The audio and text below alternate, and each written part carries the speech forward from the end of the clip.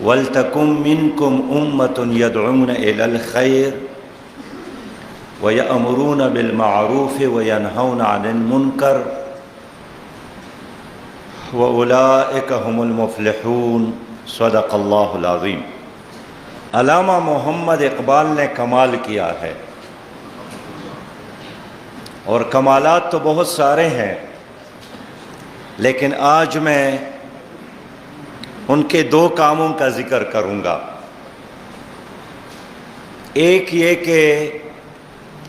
انہوں نے قائد اعظم محمد علی جناح کو،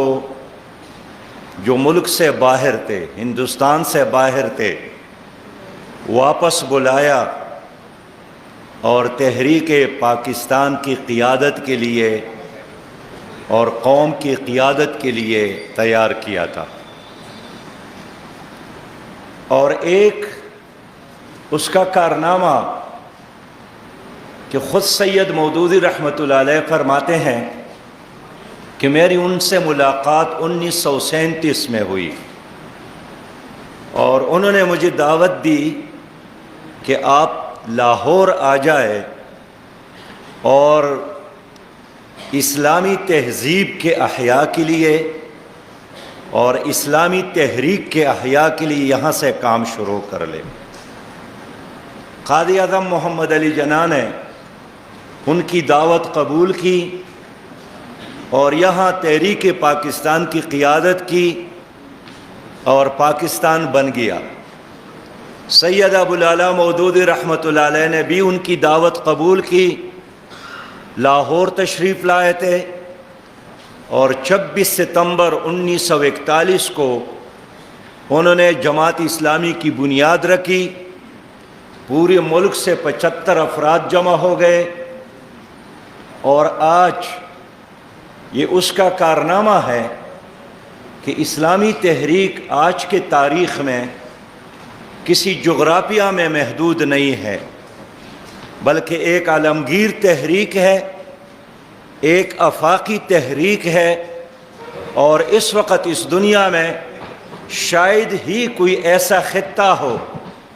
جہاں یہ نعرہ نہ ہو کہ ان الحکم الا للہ، جہاں یہ نعرہ اور مطالبہ نہ ہو کہ اللہ کی زمین پر،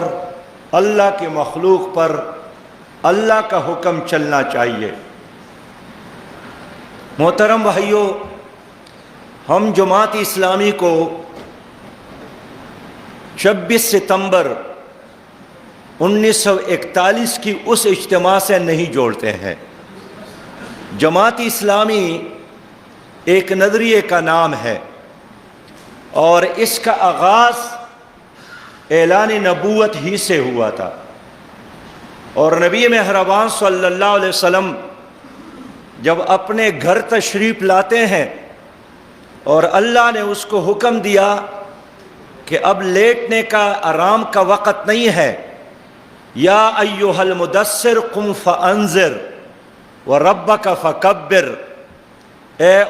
لپیٹ کر لیٹنے والے اب اٹھو اور دنیا کو خبردار کرو، اللہ کی بڑائی بیان کرو، اپنے کپڑوں کو صاف رکھو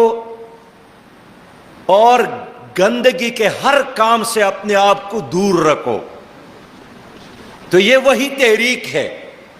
جس کا میں اور آپ اور ہم سب حصہ ہے۔ میرے پیارے بھائیوں،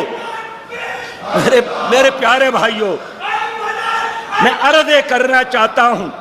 کہ جماعت اسلامی نے اپنے کارکن کو ایک نصب العین دیا، اور وہ نصب العین اتنا نہیں ہے جتنا آج ہمارے وزیر اعظم نے اعلان کیا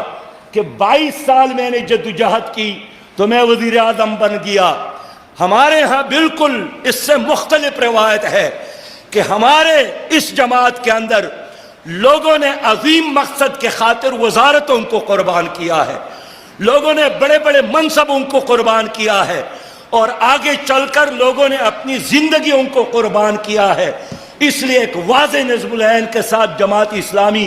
کل بھی موجود تھی اور آج بھی موجود ہے۔ میں صرف اشارے کرنا چاہوں گا کہ آج بھی بر صغیر میں اور پاکستان میں اور دنیا میں بہت سارے پارٹیاں موجود ہیں، لیکن مجال ہے کہ کوئی کارکن اپنے پارٹی لیڈر کا احتساب کر سکے۔ یہ روایت جماعت اسلامی میں سید مودودی نے ڈالی ہے کہ کل پاکستان کے اجتماع ارکان میں اپنے آپ کو احتساب کے لیے پیش کرتے تھے، اور پارٹی کارکن تو کیا، ہمارے ایک ڈرائیور بھی، ہمارے دفتر کا ایک پاسبان بھی آ کر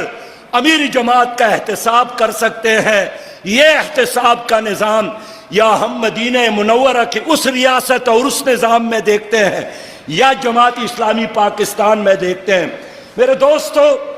تمام پارٹیاں چندوں کی بنیاد پر چلتے ہیں، میں مانتا ہوں، لیکن کیا ممکن ہے کہ کوئی مرید اپنی پیر سے پوچھے کہ وہ گزشتہ سال جو میں نے آپ کو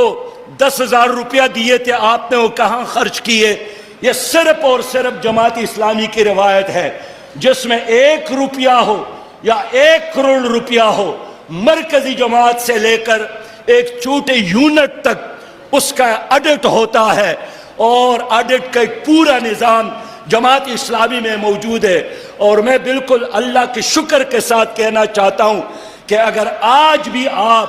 آج سے 25 سال قبل آپ نے کوئی 5 روپیہ جماعت اسلامی کی بیت المال میں جمع کی ہو، اور آج آپ مجھ سے مطالبہ کریں کہ مجھے اس کا حساب کتاب دے دے، تو ہمارے دفتر میں وہ آڈٹ رپورٹ اور آپ کے ایک ایک پیسے کا حساب کتاب آج بھی موجود ہے۔ یہ آڈٹ کا نظام صرف اور صرف جماعت اسلامی کے